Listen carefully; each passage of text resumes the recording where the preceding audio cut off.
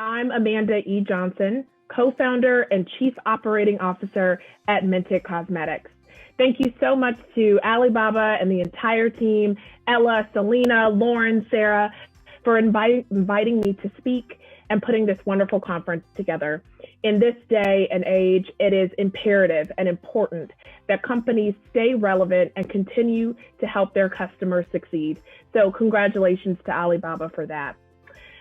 Today, I'm going to tell my Mented story and along the way, share some tips and tricks on navigating the indie beauty supply chain. After all, with no product, you aren't really a company yet. It's just a dream. So my co-founder, KJ Miller, and I met at Harvard Business School. We were two students with dreams of conquering the world. We first met during the HBS show, which is a student-run variety show. She was in the show, and I was running costumes backstage. We laughed and we bonded over all things retail and consumer. We had a shared love of products, customer journeys, and solving problems. We left business school knowing we wanted to start a company together, but we just didn't have the idea yet. Post-graduation, we were both in New York. I was in luxury retail, she was in consulting, and we would meet religiously every few weeks to discuss ideas over wine. In fact, lots of wine. It really helps the creative juices flow. So like I said, she was in retail consulting and I was in luxury retail, but we were committed to the process of finding a problem we wanted to solve through entrepreneurship. With my background in finance and marketing and her background in retail and buying, we knew we had the skill set to start something great. And then one night in fall 2015, it happened. We were talking about life hacks, which led to a conversation about beauty hacks. And then I said something like, I've been looking for the perfect nude lipstick for like 3 years. And she said, me too. And in fact, I hate everything on the market. And if you know her, you know she said it very enthusiastically. And that was our light bulb moment. We were two deeper skinned Black women with plenty of disposable income, yet we felt neglected and left out of this billion-dollar global industry. And specifically left out from something as simple as a nude lipstick. From that conversation, Mented was born. We would solve the problem of nude lipstick for women of color.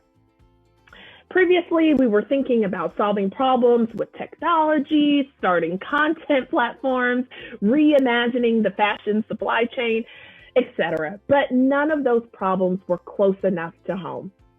We realized that we were passionate about our own personal problem. And if we could spend our working life solving that, then we would be happy and fulfilled.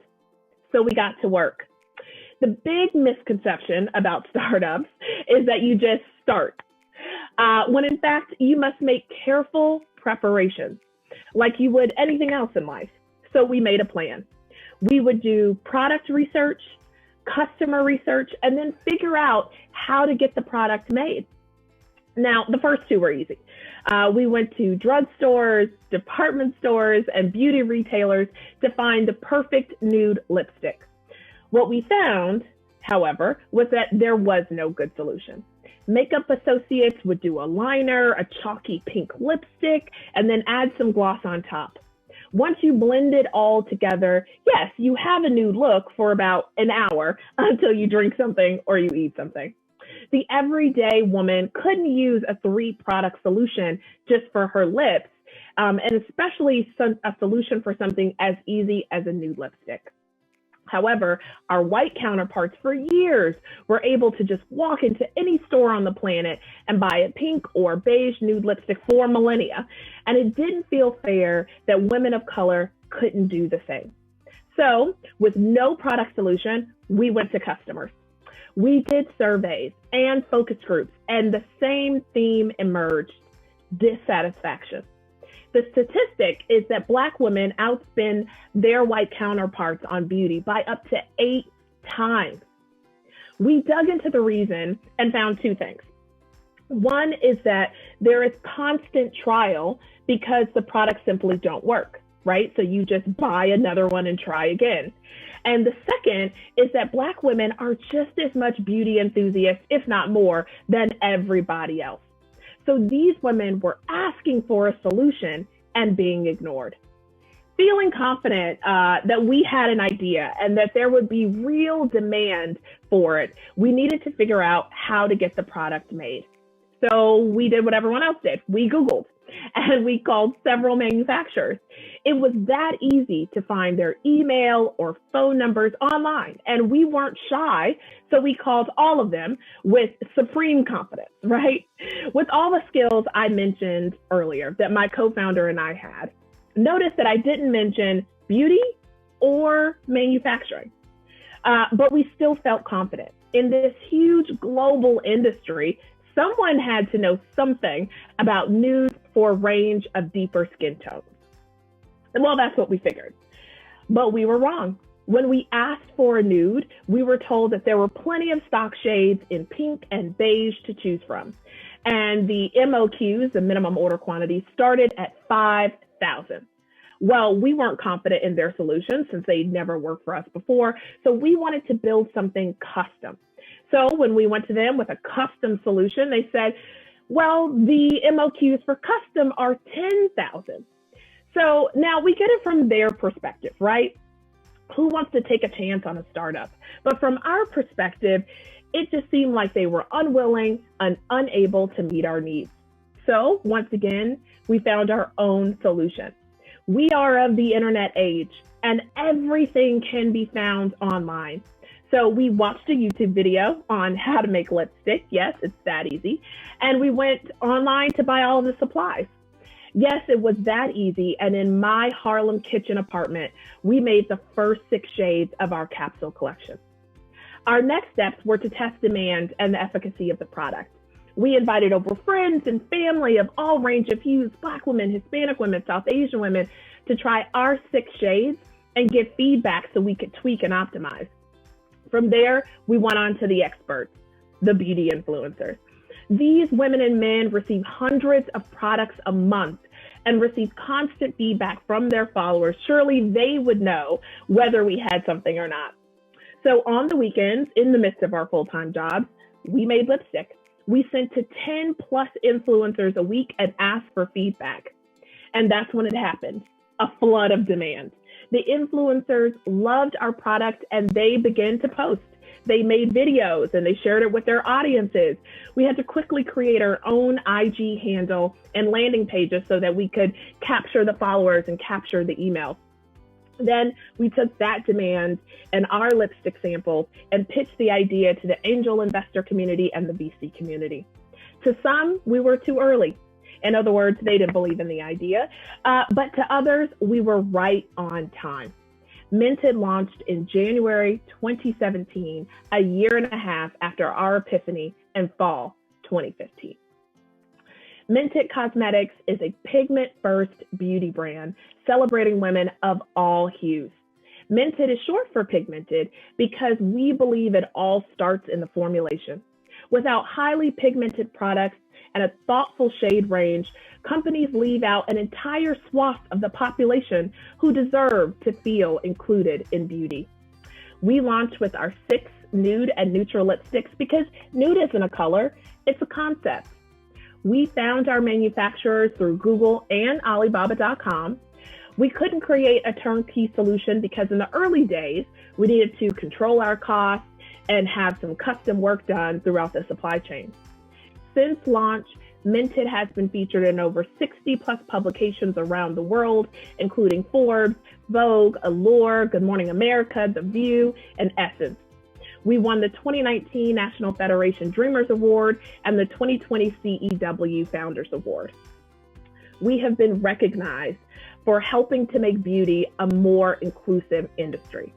Over the last 3.5 years, we've expanded into every major beauty category. We have a booming DTC business, and we're in Macy's, HSN, and Target.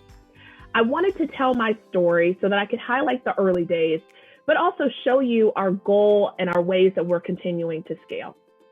So what did the early days teach me? The early days taught me a few things on the supply chain side. 1, find good vendors. 2, about demand planning. And 3, grit. So first is finding and vetting good vendors. Your company will only ever be as successful as the vendors you work with. It is important to get it right. And when it's not a fit, move on quickly. The vendor must be reliable and be able to produce the same exact product batch after batch.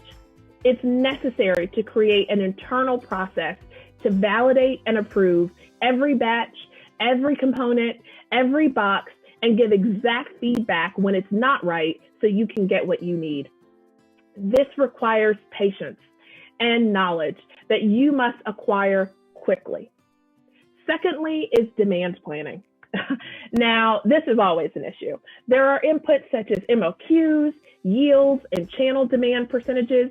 You have to create a functioning demand planning model and make sure that model also tells you exactly how many products you need and how many non-finished goods you'll need as well. Your model won't be perfect, and you'll continue to upgrade it along the way, but you have to start somewhere. You can't just rely on gut. In the beginning, minimum order quantities might scare you. They scared us, but like in all good relationships, you'll find a compromise. Be data-oriented with demand planning and know your numbers. And lastly, you have to be gritty. We had to learn to make lipstick, and we searched for vendors on Alibaba.com. Things didn't just come to us. We had to make them happen. Every day in startup life, it's about finding ways to optimize and innovate given limited resources. So if you aren't gritty, this life isn't for you. Be thoughtful and push the envelope in the areas that matter, like your supply chain. In the end, your costs and vendor relationships will make or break you. So find good vendors, get good at demand planning, and be gritty. So now on to scaling. Once you've proven that you are a real company, right? Meaning you have a stable product that new and existing customers want to buy, then it's time to scale. Scaling can be a combination of product expansions, geographic expansions, quantity expansions, and channel expansions. At Mented, we continue to roll out new products every quarter. We've significantly increased our order quantities. We've expanded into wholesale, and we're looking to go international. We're in Macy's, we go live on HSN, and we're in Target stores. And don't even get me started because wholesale is an entirely different beast. So there are many lessons on this side of things that I'll dive into. Number 1 is demand planning. Demand planning continues to be our first and foremost headache. We've tried the platforms, but at the end of the day, a good Excel model and weekly meetings resolve most deals. We work hard to forecast and have the most accurate inputs. We learn from previous launches, we learn from failures, and we learn from successes. We ask our vendors, our retailers, investors, and friends to continue to gain perspective that can help the model. Over time, we've moved from monthly to weekly demand planning meetings, and as the business becomes more complex, we're seeking more and more expert talent. All of that to say, it's a process. It's an ever-evolving stressor that is crucial to your business success. Secondly, we have a vendor strategy. In the beginning, it's just about finding great vendors to work with, but over time, you need to cultivate a strategy. You need to think about diversification and payment terms. Every vendor isn't good at everything. No one is. Some manufacturers are great at components, some are great at pressed powder, and so on. But I highly doubt you'll find one expert at everything. And even if you work with a company that will contract out and turnkey your entire project, be thoughtful and ask a lot of questions. You need to know who you're working with, their capacity, their procedures, and their expertise. Diversify your vendors based on product expertise, and you'll be better for it. They will have more innovation in that field, and therefore you'll get to pass that innovation on to your customers. The second vendor strategy is payment terms. These are partnerships. If you've been giving steady and increasing business and your business is ready for the next stage, your vendors should acknowledge that. In the beginning, some deposits are normal, but over time, you should have net terms. Do a vendor review, showing your increasing orders over time, and let your ending ask be of new payment terms. You have to think about your cash flow as you scale. It's not their problem, it's yours. So find a solution. Again, you need vendors that can grow with you and take compromise on all fronts. My final supply chain scaling advice would be team. You know a ton and never discount that. But at the end of the day, there are experts. Never let your ego and passion for what you do turn you away from the experts. Hire a great team. Hire a fantastic team. There are supply chain experts who can help you set up your demand forecast, help you find new warehouses, give you introductions to better freight forwarders, and find cost savings along the entire supply chain. It might sound less sexy than having a full and robust marketing team, but it is just as important. Without steady and consistent product, you can't meet customer or retailer demands. Without a cost-efficient and reliable supply chain, you just can't grow, right? And that takes a wonderful team. The last wrinkle I'll throw into this is the coronavirus. It has rocked all of our worlds in good and bad ways. At Mented, we're experiencing unprecedented growth, and we launched at Target. It all sounds fabulous in the press, but internally, we are freaking out because, on the other hand, our supply chain has been severely impaired. We had manufacturers in Italy down for months. We had American manufacturers at diminished capacity, and freight costs and timelines have skyrocketed. Even simple things we didn't think about, like one-day custom turnarounds, became nightmares. It has been a crazy time of highs and lows. Yes, we continue to update our model, but we've also had to work very closely with our vendors like never before. We've had to adjust timelines, payments, and concede that some things just can't be done. It's been difficult to navigate this ever-changing environment where it can feel scary to move forward because the future is so uncertain. Every day is a gamble like never before, but our vendor strategy is working. The diversification and the payment negotiations have worked in our favor and allowed us to continue to grow this year. Our flexible modeling is helping us pull back or push ahead in cost-efficient ways.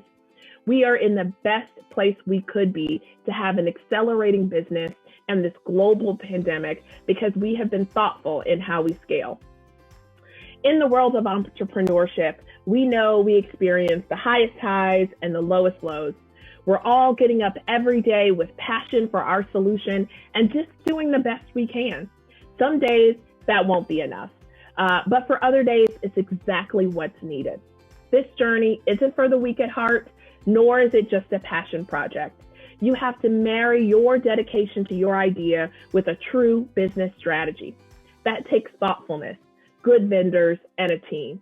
I wish you all success and energy on your journeys as we all push the beauty industry forward. Thank you guys so much.